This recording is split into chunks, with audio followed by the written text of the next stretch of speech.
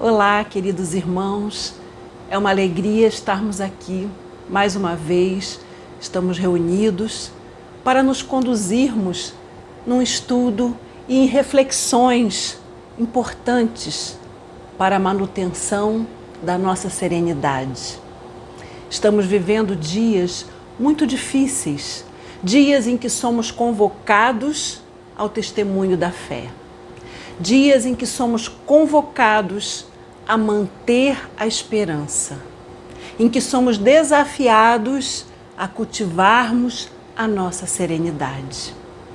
Há no Evangelho dois momentos em que são relatados, em que acontece do nosso Mestre Jesus e os apóstolos passarem por tempestade. Num dos momentos, Jesus está distante quando sobrevém a tempestade e ele, sabendo que seus apóstolos estavam em apuros, vem ao encontro deles caminhando sobre as águas. E há também um outro relato, que é sobre esse que nós vamos refletir hoje, que está contido em Marcos, em Lucas, em Mateus, em que o Mestre Jesus se encontra dentro do barco junto com seus discípulos quando sobrevém uma tempestade. Segundo a narrativa de Marcos, Jesus havia atendido um grande número de pessoas, havia feito preleção, atendido as pessoas, contado parábolas e estava anoitecendo quando ele então propõe aos apóstolos que eles tomassem o barco e fossem para o lado de lá do mar da Galileia ou lago de Genezaré. Mais adiante nós vamos ver que Jesus e os seus apóstolos vão aportar lá em terras de Gadara, aonde ele terá o inesquecível encontro com o homem gadareno. Quando Jesus propõe que eles subissem o barco, tomassem do barco e fossem para o outro lado da margem, Jesus então, cansado, atendera a muitos, despendera energia, Jesus adormece. E Marcos nos conta que Jesus estava dormindo no barco quando sobrevém uma forte tempestade. O mar da Galileia era um mar conhecido por ter repentinas tempestades. Por condições geográficas, por condições climáticas, eram famosas as tempestades que de repente aconteciam naquele lugar. E nesta passagem, exatamente, sobrevém uma tempestade. E a água começa a entrar no barco e os discípulos se apavoram. E então os discípulos acordam o mestre, muito nervosos. Em Marcos está escrito: Mestre, não te importa que pereçamos? Quer dizer, os discípulos já vão para Jesus, acordando Jesus com aquela aflição, com aquela angústia. Não te importa que pereçamos? E no Evangelho, então, é-nos dito que Jesus põe-se de pé no barco, repreende o mar, repreende o vento e acalma a tempestade. Diante dos discípulos que olham para aquilo, espantados, nunca viram coisa igual? Alguém que tem autoridade para acalmar a tempestade. Alguém que determina e o vento se acalma. Os discípulos ficam admirados com a atitude do mestre. Eu gosto muito de ler esta passagem, meus irmãos. É uma passagem que me traz, e acho que traz para todos nós, conforto, confiança, a certeza de que Jesus está no barco. A certeza de que Jesus é o governador da Terra, é o nosso governador planetário e ele está no leme. Não só no leme do barco individual de cada um, se nós assim pensarmos que cada um de nós está navegando pelo mar da vida em seu barquinho pessoal, mas Jesus também está no leme da grande nau que é o planeta Terra. E essa passagem é interessante nós notarmos algumas coisas que do estudo, nós podemos ir pensando para a nossa reflexão. Uma delas, os discípulos têm medo. Eles que conviviam com Jesus o tempo todo, eles que tinham acabado de ouvir toda uma pregação do Mestre, que acompanhavam Jesus de perto, que presenciavam as suas curas. Ainda assim, eles temem, se apavoram. E Jesus, com absoluta confiança no Pai, Jesus dorme. Os discípulos ainda não tinham compreendido, como a gente vê várias vezes no Evangelho, os discípulos se admirarem, eles ficam admirados, muitas vezes, das curas que o Mestre realizava, das desobsessões que o Mestre realizava, os discípulos ficavam admirados, mesmo acompanhando Jesus de perto. Eles ainda não tinham, meus irmãos, a compreensão de que Jesus no barco é a garantia total. Quando Jesus está no barco, nenhuma tempestade o afunda. E essa passagem nos traz hoje esse convite para termos a certeza, para termos a convicção que Jesus está conosco no barco. E que tudo que nos chega, meus irmãos, de dificuldade, de dores, nos chega no momento certo, nos chega como um convite de amadurecimento, nos chega como oportunidade de crescimento espiritual, como oportunidade de resgatarmos as nossas dívidas, de realizarmos os aprendizados necessários para o nosso espírito imortal. A doutrina espírita vem nos ensinar a lei de causa e efeito. Vem nos fazer entender que tudo aquilo que passamos tem uma finalidade. E porque Deus é justo, essa finalidade é justa. Todo sofrimento, toda dor tem um objetivo.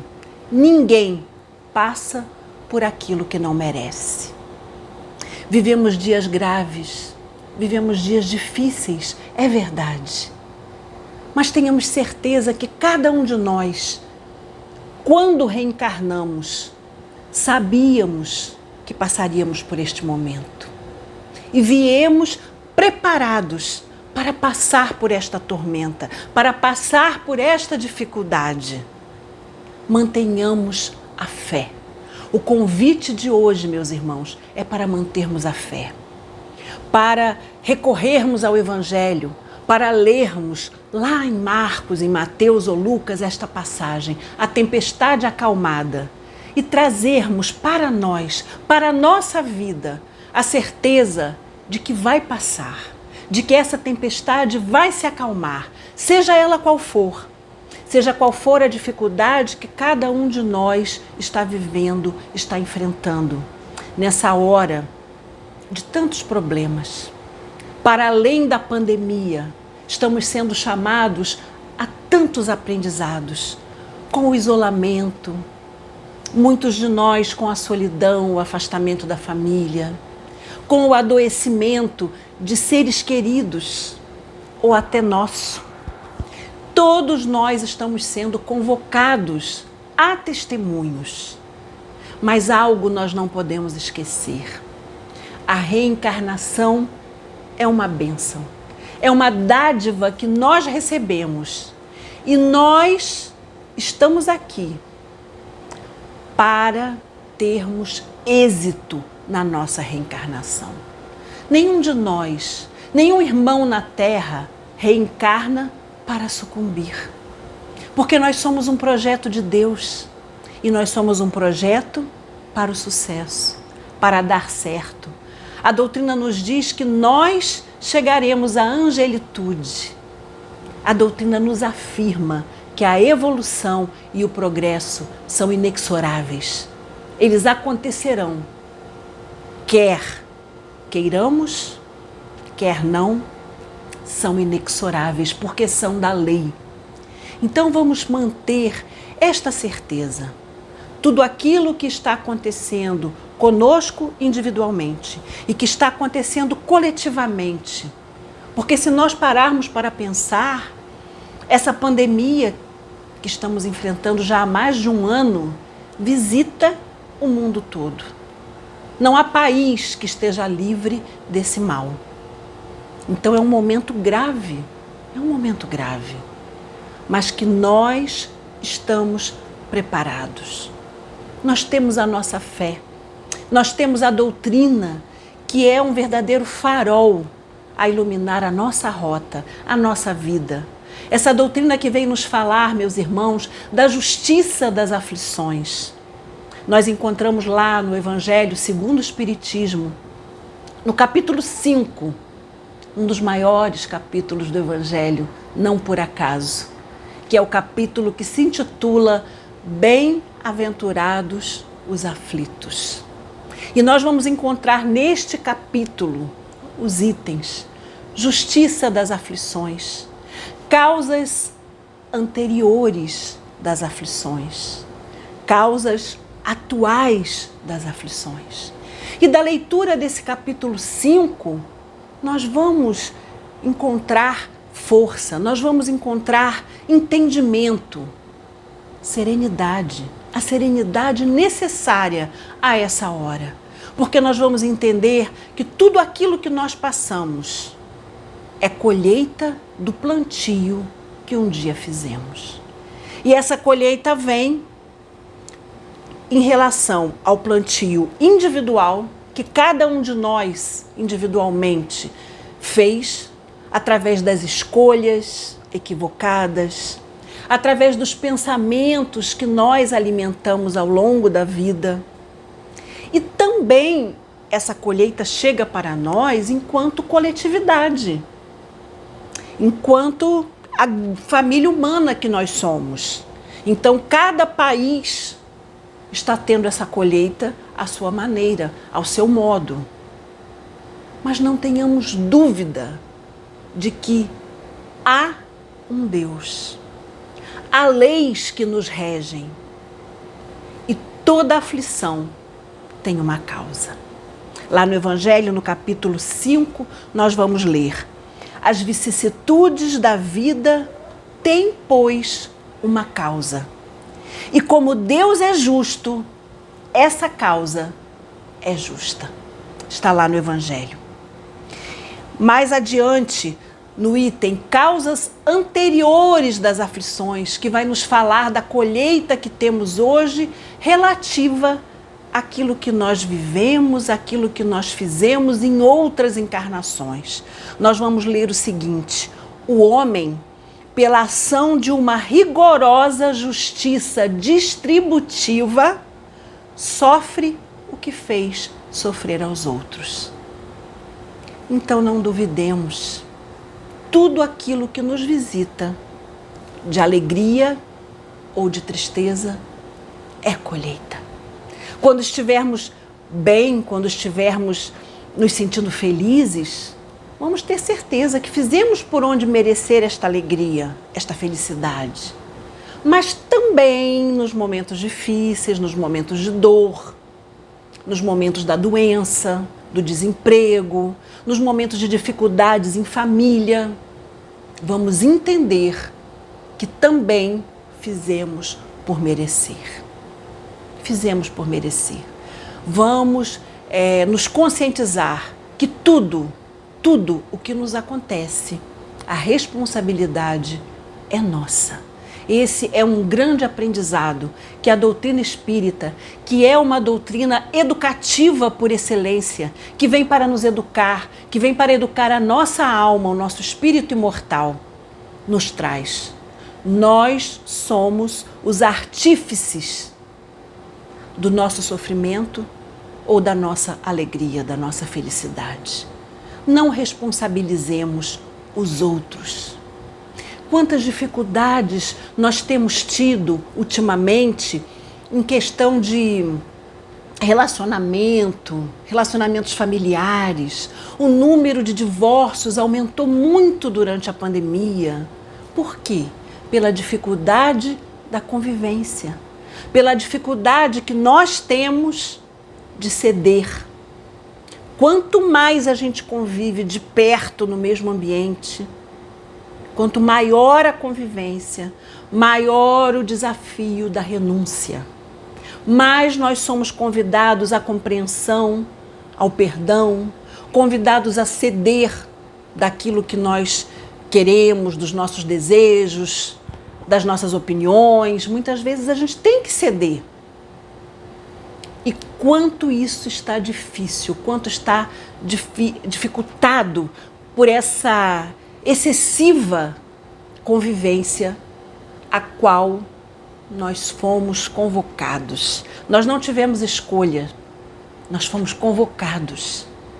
Muitas pessoas trabalhando de casa, em home office, as crianças também com aula de casa, e isso tudo estreitou mais ainda a convivência, os laços.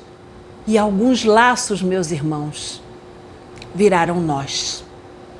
Então vamos nos lembrar da nossa doutrina e vamos ser vigilantes conosco, com os nossos pensamentos, com as nossas atitudes, para que possamos devagar ir desfazendo esses nós que estão acontecendo nos relacionamentos. Quantas pessoas também estão apresentando doenças psicológicas, dificuldades, do sentimento, da emoção, por conta do isolamento. Então é um convite que esse estudo, essa reflexão de hoje traz para cada um de nós. Vamos ao Evangelho, vamos ler sobre o nosso Mestre. Esse Mestre que trouxe para nós uma nova forma de ver a vida, de encarar a vida. Esse Mestre que veio nos mostrar a nossa filiação divina. Jesus tinha certeza da sua filiação divina. Por isso ele dormia no barco na hora da tempestade. Ele tinha convicção de que o Pai estava com ele o tempo todo. E essa convicção, meus irmãos, muitas vezes tem nos faltado. Essa convicção da filiação divina, essa confiança total no Pai perante a tempestade, Jesus vai nos mostrar em vários momentos do Evangelho. Ele vai nos mostrar essa filiação, essa confiança, quando ele nos ensina a orar. No Sermão da Montanha, que está belíssimamente descrito lá no Evangelho de Mateus, no capítulo 5, e se não me engano também no capítulo 6, está lá o Sermão da Montanha. Há um momento em que um dos apóstolos diz: Mestre, ensina-nos a orar. E Jesus então lhe diz: quando orardes, dizei assim: Pai nosso que estais nos céus, santificado seja o vosso nome, venha a nós o vosso reino. Vejam, Jesus inicia essa oração belíssima usando o pronome nosso. Ele diz: Pai nosso. Os judeus eram um povo que tinha um orgulho de raça muito grande. E eles acreditavam que o Messias prometido, desde as antigas escrituras do Antigo Testamento, viria só para o povo judeu. Eles se achavam o povo escolhido. E de fato foi, o povo escolhido para a vinda de Jesus. Por quê? Porque os judeus eram um povo monoteísta, numa época em que todos os outros povos eram politeístas. Então eles achavam que o Messias viria só para eles. Eles achavam que o Deus, esse Deus que eles amavam, só atenderia a eles, não aos gentios, não aos outros de fora da raça judaica. Mas vejam, Jesus, quando começa a oração, Jesus não diz Pai dos judeus ou Pai dos hebreus, Não. Jesus diz, Pai Nosso, ampliando esse conceito da paternidade divina. Jesus vem ampliar essa paternidade celeste, nos convidando a cada um de nós nos sentirmos assim. Somos filhos de Deus, somos criaturas dele. E Deus está em nós. Deus está em nós. Lemos lá na Gênesis que Deus é onipresente, que Deus é onisciente, mas lemos também que Deus está em cada um de nós. Então Jesus vem nos ensinar essa nova forma de nos relacionarmos com a divindade. Em vários momentos da sua vida, ele se refere a Deus como Pai. Vamos lembrar que era uma época em que o povo judeu se referia a Deus como Senhor dos Exércitos, em que aquele povo cultuava o Deus único, sim, mas como um Deus que punia, um Deus que castigava. E vem Jesus mostrar um Deus Pai de amor, um Deus cheio de misericórdia, cheio de bondade. Jesus veio exemplificar para nós o amor desse Pai, o amor dele para com o Pai, a confiança dele para com Deus. Jesus enfrentou as tempestades, Jesus enfrentou todas as dificuldades, inclusive o testemunho final, preso ao madeiro infame. Ele enfrentou com serenidade, ele enfrentou com confiança, por essa certeza que ele tinha no amor de Deus. Então ele traz para nós esse novo paradigma, que é do Deus Pai, do Deus de amor. No Evangelho de João, nós lemos, para mim, a mais bela definição de Deus, que é uma frase com 3 palavras. Deus é amor. Lembremos-nos disso. Nos momentos difíceis, nos momentos de angústia, vamos pensar, vamos lembrar com certeza em nossos corações. Deus é amor. E dentro desse amor infinito, dentro desse amor que excede a nossa compreensão, vamos ter a certeza que Ele faz o melhor para cada um de nós, ainda que nós não compreendamos. Ainda que esse melhor, meus irmãos, seja para nós ou para alguém que nós amamos, se despedir, ir embora para a pátria espiritual de todos nós, nesse momento em que está acontecendo tantos desencarnes, tantos irmãos retornando para a pátria maior, vamos compreender que todos esses irmãos estão sendo acolhidos. Que Deus, esse Deus que é amor, esse Deus que é misericordioso, esse Deus cuja justiça é perfeita, mas a misericórdia é infinita para a nossa felicidade. Deus tem a justiça perfeita, mas a justiça dele é aplicada com misericórdia, diferente da justiça humana. Porque nós, imperfeito que somos, ainda hoje, muitas vezes nos comportamos desejando o olho por olho, dente por dente. Mas com Deus não é assim. A justiça dele, que é perfeita, é aplicada com misericórdia sempre, sempre. Então não vamos olhar o corpo que sofre. Vamos entender que ali há um corpo sofrendo. Mas o espírito imortal que ali está sendo assistido pelos médicos da terra, assistido por tantas equipes espirituais que nesse momento estão trabalhando. Nós estamos vivendo, meus irmãos, um momento de trabalho intenso nos 2 planos da vida. Na terra, nos hospitais, as equipes médicas, os enfermeiros, os técnicos, mas também no mundo espiritual. Há equipes inumeráveis legião de trabalhadores, médicos, enfermeiros espirituais, também trabalhando para nos ajudar neste momento de pandemia, neste momento difícil. Então, o convite de hoje é o convite para mantermos a serenidade. Vamos lembrar que o tumulto que nós fazemos adia em nós o socorro da divina providência. Não adia porque esse socorro não vem, não é isso.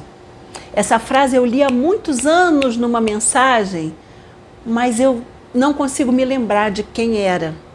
A frase dizia isso: o tumulto adia em nós o socorro da providência divina. Por que adia em nós? O socorro de Deus, o socorro da providência divina que vem do mais alto, atua o tempo inteiro. Então, num momento de grande sofrimento, esse socorro está vindo. Mas, se ao invés de nós nos mantermos serenos, enfrentarmos a dor com resignação, nós cultivarmos em nós o tumulto, o que vai acontecer, meus irmãos? Nós não vamos conseguir sintonizar com essa ajuda que está chegando. Nós não aprendemos com a doutrina que tudo é uma questão de sintonia? A ajuda espiritual, muitas vezes nós lemos nos livros, a ajuda espiritual, ela chega e muitas vezes o irmão que está ali recebendo aquela ajuda está refratário. Está como se ele colocasse em volta dele uma redoma, porque ele não oferece sintonia. Então, por isso, eu gostei tanto dessa frase, que vem nos alertar. O tumulto adia em nós o socorro da providência divina, porque esse socorro vem o tempo todo, meus irmãos. Nós é que podemos nos tornar refratários a este socorro. Na Gênese, nós vamos ler uma definição muito linda da providência divina.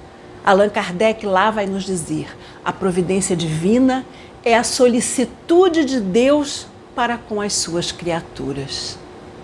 Que coisa linda pensarmos nisso. A solicitude de Deus.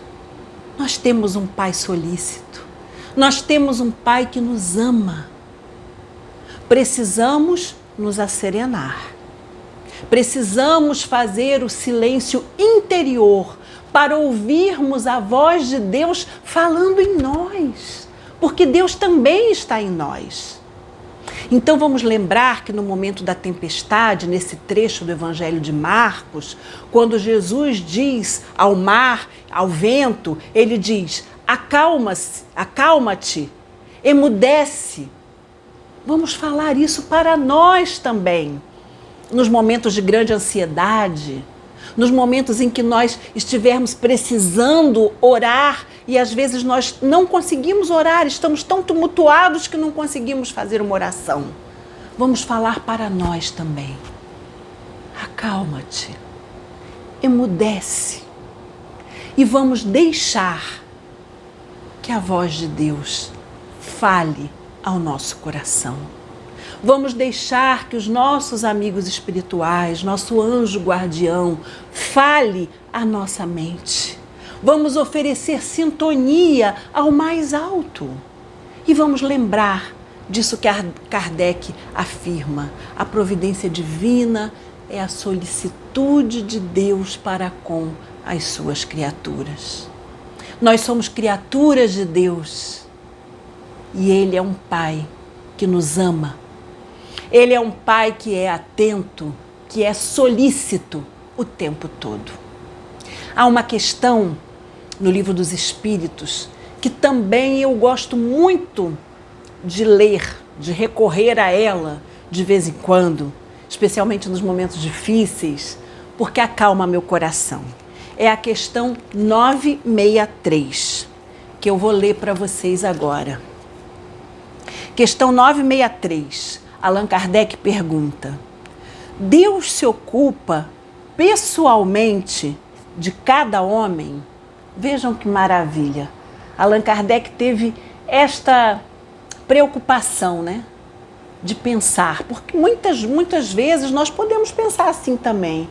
Nossa, Deus é tão grandioso, tem o mundo inteiro, a população mundial inteira para Deus olhar. Será que Ele vai olhar por mim? Pelos meus problemas, que são pequenos às vezes, diante de problemas tão mais graves? Então Kardec fez essa pergunta, meus irmãos. Deus se ocupa pessoalmente de cada homem? Não é Ele demasiadamente grande e nós muito pequeninos para que cada indivíduo em particular tenha a seus olhos alguma importância? Olha que pergunta linda! Vamos ouvir a resposta dos espíritos. Os espíritos dizem: Deus se ocupa de todos os seres que criou. Vejam que maravilha! Deus se ocupa de todos os seres. Aqui os espíritos não estão falando nem de só os homens. Eu entendo assim, de todos os seres, de todas as criaturas. Deus se ocupa de todos os seres que criou, por menores que sejam. Nada é demasiadamente pequeno para a sua bondade. Que coisa linda! Que coisa linda! Nós precisamos alargar a nossa compreensão de Deus. Nada é demasiadamente pequeno para a bondade de Deus. Jesus, em outro momento do Evangelho, em outra passagem, ele diz, né? Olhai as aves do céu. Não plantam, não ceifam, não ajuntam em celeiros. Olhai os lírios do campo, não fiam, não tecem. Entretanto vos digo que nem mesmo Salomão, em toda a sua glória, jamais se vestiu como um deles. É Jesus nos convidando a confiarmos na providência divina. Quando Jesus nos diz isso, Ele está nos convidando. Confia, confia. Deus é por nós. Confiemos. Então, meus irmãos, vamos encerrando a nossa reflexão de hoje, pensando que estamos vivendo dias difíceis. Estamos enfrentando, sim, tempestades de forma coletiva e muitos de nós de forma individual. Estamos a braços, com ventos, com dificuldades. Mas vamos confiar, porque Jesus está no barco conosco. Vamos colocar Jesus no nosso barco. Vamos priorizar, meus irmãos, a nossa vida espiritual. As casas estão fechadas, mas são casas, são templos de pedra. Em contrapartida agora com a pandemia, cada lar se tornou um núcleo. Porque quando nós nos reunimos em momentos como agora, quando nós oramos, quando nós estudamos, quando nós refletimos sobre passagens da nossa amada doutrina espírita, nós podemos sentir aqui, em nosso lar, a presença dos amigos espirituais, a nos inspirar coragem, a nos inspirar fé, serenidade, a nos dizer, embora sem palavras, tenha fé, vai passar. Emmanuel, numa belíssima mensagem intitulada Tudo Passa, ele vai nos dizer ali, tudo passa. Os dias de tristeza passarão. Os dias de dificuldade, os dias de angústia, os dias de solidão passarão. E ao longo da mensagem, Emmanuel vai elencando várias situações difíceis, várias situações doloridas, com as quais muitas vezes ao longo da vida nós nos deparamos. Mas ele vai sempre nos lembrando daquilo que a nossa Mãe Maria nos afirmou. Isso também passa. Então ele vai elencando nessa mensagem e vai dizendo: tudo passa, tudo passa.